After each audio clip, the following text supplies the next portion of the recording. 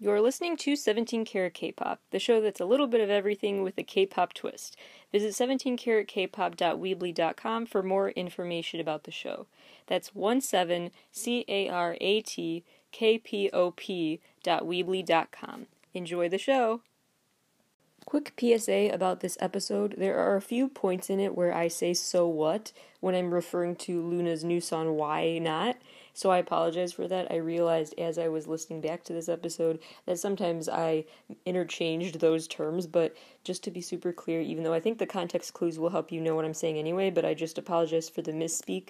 When I'm talking about the hashtag era, I'm referring to the "so what" video, and when I'm talking about the "why not" era, I'm referring to the Why Not video that goes along with the new album, Midnight, aka 12 o'clock, so I apologize for that.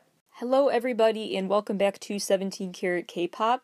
Today on the show, we have to talk about Luna's new album, Midnight, aka 12 o'clock, and the new comeback, the video for Why Not. I want to talk about my past predictions about what I thought this comeback would entail and how right or wrong I was, as well as add on to my LOONAverse theories and give a quick recap first of the LOONAverse in the most condensed way possible, and just overall reflect on Luna's impact and the message they're sending into the world, and why people say stan Luna, why they really are that big of a deal. I want to help explain that to people, but I also think this will be an episode that longtime orbits will like, hopefully, and I have a lot of unique theories and ideas for where this story goes from here. So, without further ado, let's just dive right into it.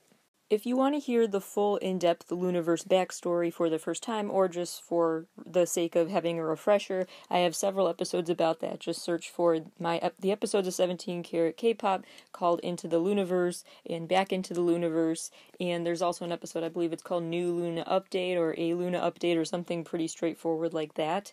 There are several Luna episodes of the show already out that you can check out, but for the sake of time today, I'm just going to give you the most condensed version of the LOONAverse backstory that I possibly can think of.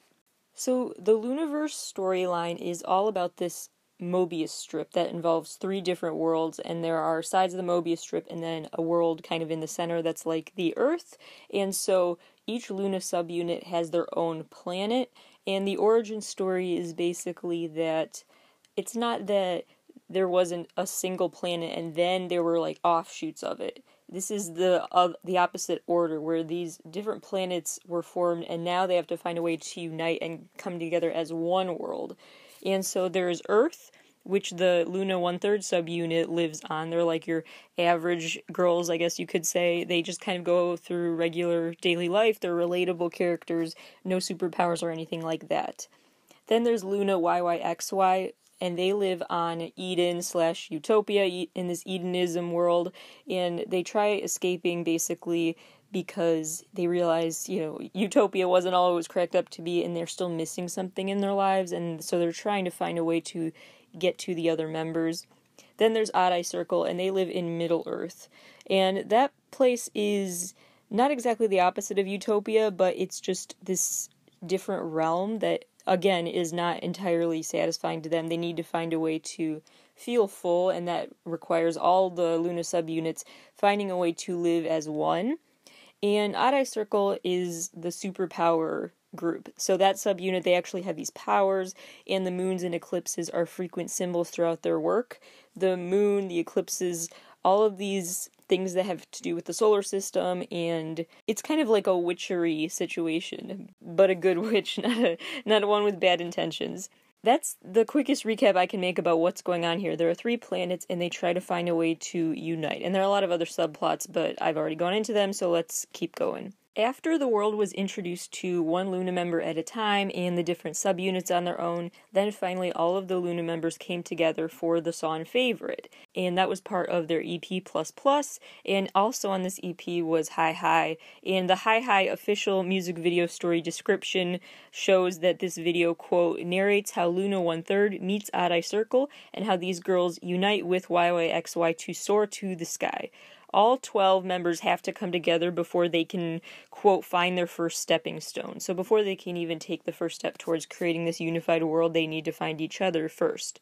Keep in mind the album titles for Loona sound like they're just random, like plus plus, and then there was the XX, which is like multiply, multiply, and then there's the hashtag. So with all of those things, it seems like they're just random, but they all have actually deeper meaning in the story. So for plus plus, that basically references the fact that this is when all of the Loona members came together and the plus plus was formed. So it's kind of like a mix of Loona speaking the Loona language and actual math. So just, it makes sense if you're a fan. So just go with this new version of doing math problems. So Loona members plus Yejin, who was kind of like on the outskirts of some of the other, it's a long story, but anyway, so Yejin is kind of like an off to the side character until all the other Loona subunits come together and like officially bring her into the fold.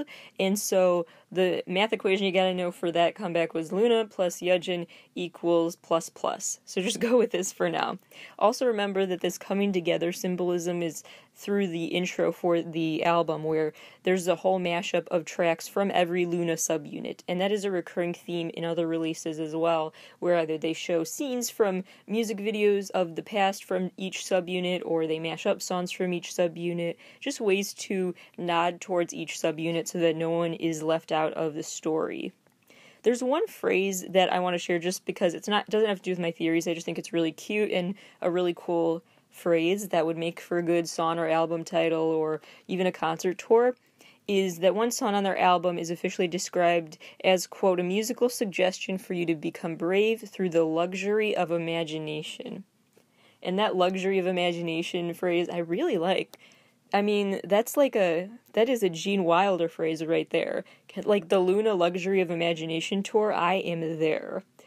After plus plus came XX or multiply, or just multiply, however you want to say it, but there are two X's in the title, and this is when Loona is not just joining together, but they're becoming more like fused together in a way. Their worlds are merging a bit more, so that's why the plus symbol is, of course, more having to do with adding to something else that was okay on an individual on its own, and now the multiplication is like symbolizing like it's not something that was added to a whole. They're realizing they all need to like fuse together to make a whole, and that's the difference mainly. Anyway, so the next math equation to remember is just keep in mind that the opposite of the equal sign, when it's the equal sign with a slash through it, and so it's that symbol between XX and plus plus.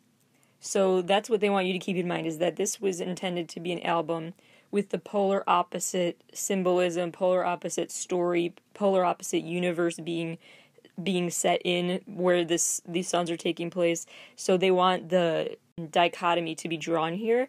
So that's the equation for this comeback, is that XX is not equal to plus plus. They are opposites. And so now we're entering a totally new realm of the story.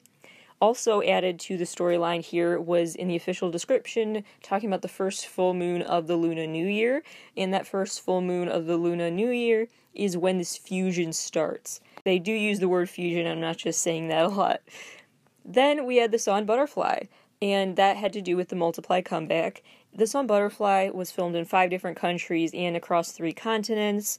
It was released February 19th of last year. Ultimate summary is that Loona is causing this butterfly effect. This song truly, I feel like, will be remembered as iconic, I'm not even saying iconic in terms of the song, just like subjectively, I mean like objectively looking at Loona's history and their storyline evolution. This can be stated as like an iconic song and milestone in the story because it really symbolized with that comeback everything Loona is all about, where everyone is Loona. Loona is the new Smurf term, okay? It's a verb, it's a noun, it's whatever. It's I am Loona, you are Loona, we are Loona. They actually say in the official description for the Butterfly video, quote, anyone under influence is another Loona. So if you're a part of a society, you can be Loona too. So we are all Loona. It's singular, it's plural, it's everything. So their whole message is about that representation, and they show it too. They don't just talk about it. For example, in the Butterfly video, you see girls all over the world, literally all over the world, dancing and singing and just being themselves totally. And so Loona's diversity in representation in their videos and just in who they're trying to reach has always been felt. That's particularly why the LGBTQ plus community, there's a large LGBTQ plus community of Orbits, aka Luna fans, because they are one of those groups who is so welcoming to everyone and wants to uplift everyone because they realize the importance of forming a world that is based in community. Basically the opposite of focusing entirely on individualism in your life and relying on each other and being there for each other. So that is what Loona is all about, and Butterfly, the music video, really showed that, as well as just the choreography and the symbolism, of course, of a butterfly. For my theory's sake, what I want you to remember about this comeback is that two things. One, that all the different members were there dancing, and from all over the world, all those girls were shown. And two, the white sneakers. There are these white sneakers that were zoomed in on for a second in the Hi Hi video, and they are also zoomed in on for a second in the Butterfly video. And we've talked about on the show before how the members have explicitly stated, keep an eye out on outfit choices, and clothing and accessories are what they use to convey hidden meanings in their videos. And actually, in the Butterfly video, technically, the girl holding those sneakers was just holding them. She had taken them off while sitting on this ledge, but the point is that they're there and they're focused on for a second. An official story description from the Butterfly era that I have not talked about yet on the show that is particularly more relevant now thanks to the new comebacks. Coincidence meets coincidence in Loona to make each other's fate. Heejin and Hyunjin are real-life friends, while Hassel is like the mother of the team. Yeojin is the youngest sister of all. The team expands its cells by family-like relationships. The only foreign member and an android, Vivi, gets introduced to become Loona 1/3. Odd Eye Circle was made, quote, with the story of three moons gathering to form a full circle. Kim Lip, Jinsol, and Cherry decide to stand at the front lines to save the world under the slogan Girlfront. And lastly, quote, born in Eden, Loona YYXY chooses to embrace the forbidden and leaves to find their own selves. Eve, the leader, had faith in being born again with the song New. Chu keeps her hopes up with her yearning towards Eve. Go-Won loves her unique self. Olivia shows anger towards the taboos of Eden. When all of their emotions gather, a neo-anthroponate gene manifests. In the Plus Plus era, one of the official descriptions was that Loona collides fate into destiny to create coincidence. So fate times destiny equals coincidence. That's another Loona math equation for you. Then now, they're saying that coincidence plus coincidence or coincidence times coincidence equals fate.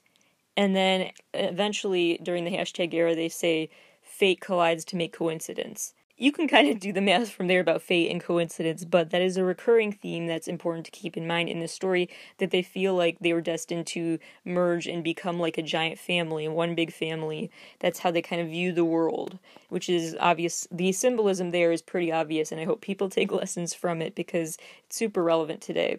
And this official description does confirm the theories about Vivi being an android, so not actually human, but that's part of the storyline that makes a lot of sense actually, because Loona is all about including the outsider and pulling you in and making you feel included, and also trying to experience what it fully means to be human. And while they explore all those emotions, it just makes sense that they would be having to teach someone who is really particularly struggling to experience those emotions. And so that is part of the story here too. Odd Eye Circle description, what you need to keep in mind is the moons that gather to form a circle. The moon symbolism is so huge. So keep that in mind. That has to do with Odd Eye Circle. The moons, and when they are in orbit, are affecting when they have their superpowers. And they ultimately go to the front lines to use their powers to save the world with the slogan Girlfront. So women will save the world basically, which we knew. And then Eden's description, talking about how they chose to embrace the forbidden but leave to find their own selves. And then there are some words that were in quotes, I believe intentionally, with new, hopes, loves, and anger. So those are the main traits, and each of the members in that subunit has like their own that represents them. And in my last episode I talked about how Olivia's main trait is anger, which I think really showed itself through her holding the torch in the So What video. She's the one who held the flame, and that seems to go along with the anger trait of hers. And again, we talk about that manifestation of this gene, of this new way of life they want to create. Next up was the hashtag comeback, and with the hashtag album came So What. And with the single So What, Olivia had the torch, and it's important to keep in mind the order that Heejin was the first person who really set the LOONAverse in motion because her character got a solo release before anyone else. So when we were introduced to the LOONA members one by one, Heejin was the first member we met. Olivia was one of the last LOONA members we met, so it's kind of a full circle moment that Olivia and Heejin's characters have met in this part of the story. In the official description for hashtag, it said, quote, hashtag is used in combination with words or letters. They realize the result of a multi-use combination when they are together, just as they perform a special function or great ability. Through hashtag, LOONA want people to break out of the box, boundaries, and prejudices, showing them to not be afraid to challenge yourself. It is possible to make different waves more than you can imagine if you challenge yourself with your passion, in parentheses saying burn, because they refer to the flame a lot here when they're talking about passion, and go forward. They also talk about this hidden track from the album The Back of the Moon, which basically says that LOONA serves as a fuse in the heart of the whole LOONAs around the world. So again, that centralizing force to bring people together. This LOONA math equation to remember is just that you can't use the hashtag if it doesn't go with something else. That's not really math related, that's more grammar related, but they understand the importance of like combining things and that none of this would exist without the others, without coming together. And again, LOONA is encouraging people to say, so what, and like their latest single, Why Not? It's all about breaking out of a box you realize you built yourself and seeing that on the other side of that box there are people there that are going to accept you. More on LOONA's new album and my theories about it after this quick break. If you are looking for a way to teach your children about the importance of anti-racism, My Peace Box is the item for you. The Peace Box is a monthly subscription service that includes all sorts of things that will come in the box from Black-owned businesses every month. And these businesses will provide books, video lesson information, games, coloring materials, surprises, discussion guides, a whole mix of fun educational tools to teach anti-racism for all ages. Over the course of your subscription with Peacebox, you will receive 24 monthly guides for families looking to challenge racism, which starts at home. Materials will be in each piece box for different reading levels, so it's something for the whole family. You can find out more information through the Peacebox app or going to mypeacebox.com. The company is also on Instagram at mypeacebox with an underscore at the end. Instead of giving my usual blow-by-blow of the new LOONA video and album, I'm going to switch things up today and instead revisit all my predictions from the last LOONA dedicated episode of the show where I said here's what to look out for in their next comeback. I'm just going to revisit what I predicted and see what came true and what didn't, and then I will end up inherently discussing all of the things that all the big takeaways you can get from the latest album and videos. First of all, I predicted that the subunit that would become the focus of the next era for LOONA would be LOONA 1/3, because each of those members' locations that are associated with them in their videos were also locations featured in montages teasing this new era. Also, Heejin, I predicted would get the torch passed to her from Olivia from the last video, and Heejin is part of LOONA 1/3. And thirdly, each of the members of LOONA 1/3 had a little nod to them in this story. So in the teasers, it seemed like each of them had a little, just either a setting in the montage or some other moment that seemed to be a little acknowledgement of that member of the subunit. LOONA 1/3 is not as much of a focus in this comeback as I may have predicted, but it still seems prominent. So one of the members, Vivi, she was literally in the driver's seat for this new So What video, so that's something to keep in mind, that she got a nod in this video.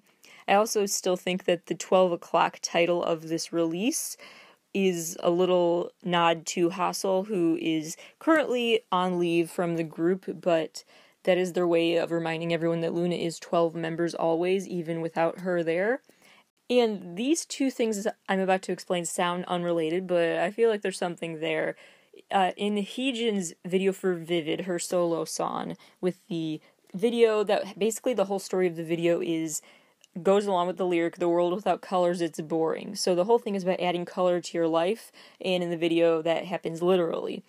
And so in this new era, there was this moment in the So What video where the girls are all like having some sort of like colored powder fight or paintball fight or something's going on with like a color war of sorts, a rainbow dodgeball fight. I don't know what you want to call it, but anyway. So that literally adding color to a situation feels like it's something that Loona does a lot, and that goes along. There's a lot of clear symbolism there. So I have a feeling that was an intentional addition to the video to keep up that theme.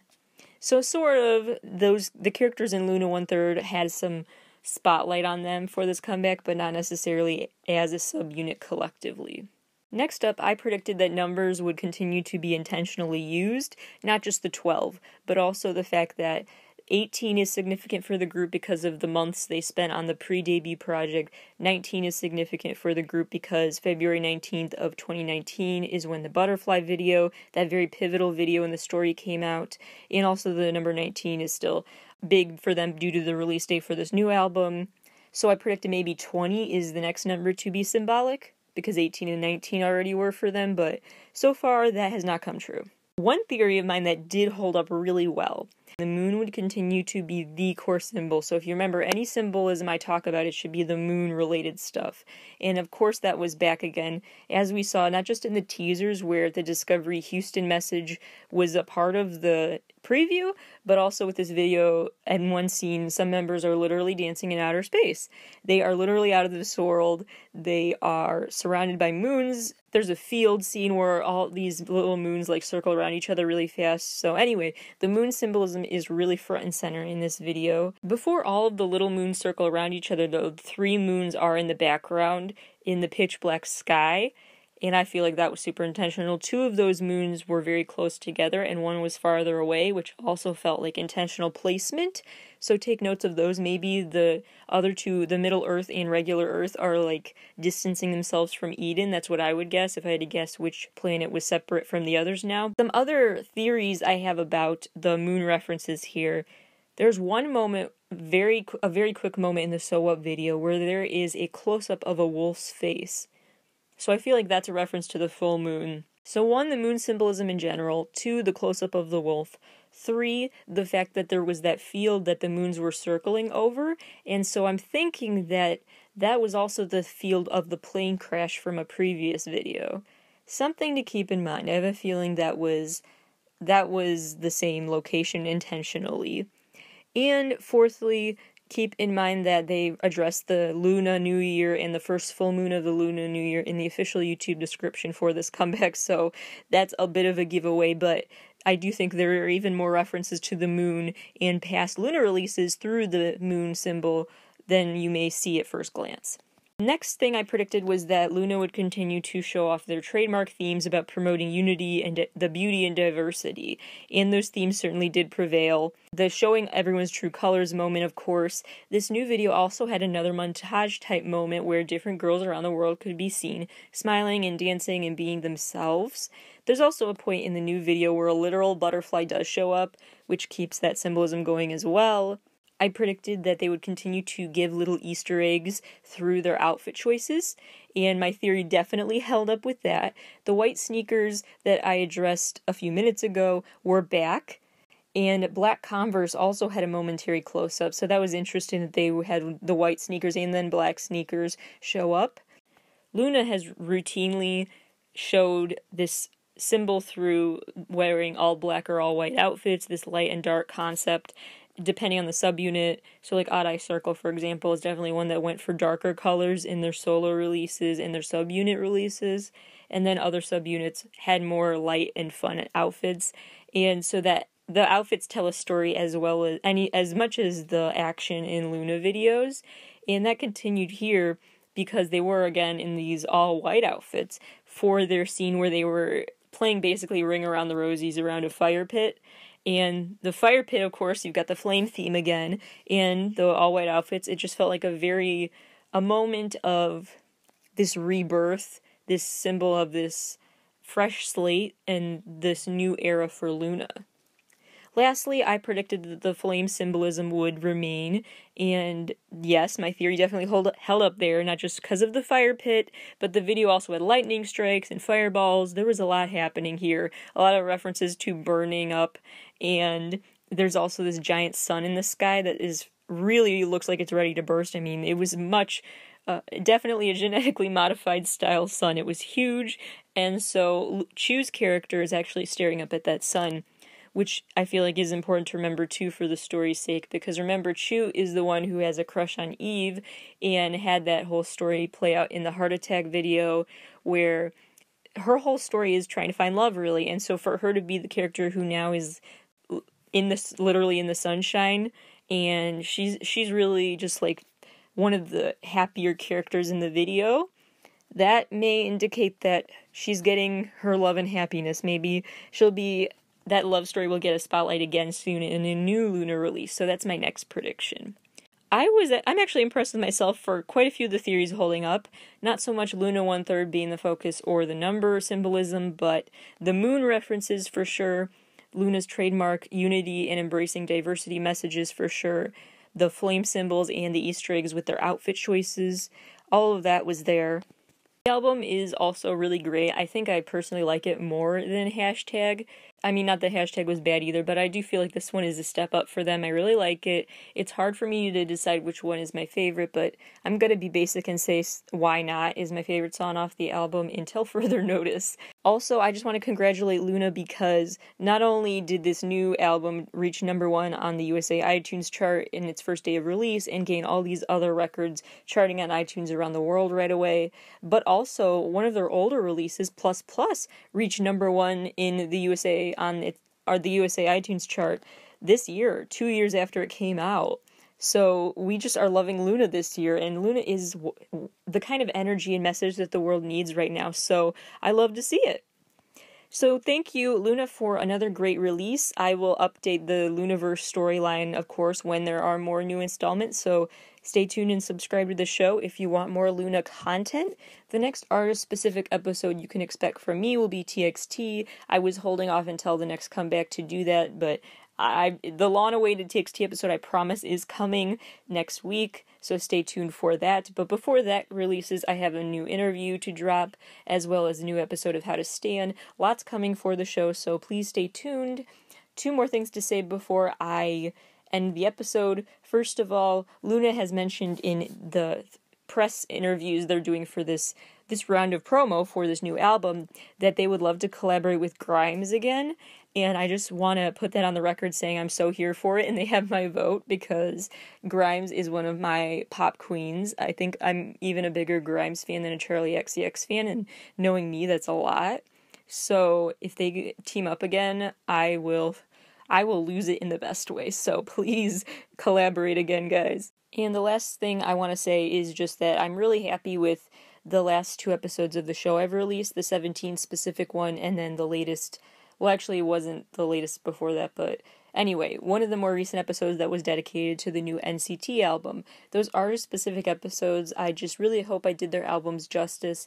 The groups I spent a whole episode talking about are ones that I truly hold in such high regard. I really love their work ethic and their songs, and they're just a huge part of the soundtrack of my life, and that's why I'm just happy to help promote them.